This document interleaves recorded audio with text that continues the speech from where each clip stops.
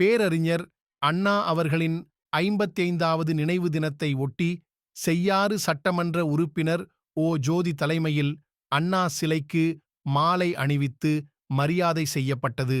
திருவண்ணாமலை மாவட்டம் செய்யாறுவில் பேரறிஞர் அண்ணா அவர்களின் 55வது நினைவு தினத்தை ஒட்டி பெரியார் சிலையில் இருந்து அமைதி ஊர்வலமாக மார்க்கெட் பகுதி, பஜார் வீதி மற்றும் பஸ் ஸ்டாண்ட் வழியாக சுமார் 1 கிலோமீட்டர் தூரத்திற்கு மேலாக அண்ணா சிலை வரை செய்யாறு சட்டமன்ற உறுப்பினர் ஜோதி தலைமையில் ஊர்வலமாக வந்து அண்ணா சிலைக்கு மாலை அணிவித்து மரியாதை செலுத்தினர்.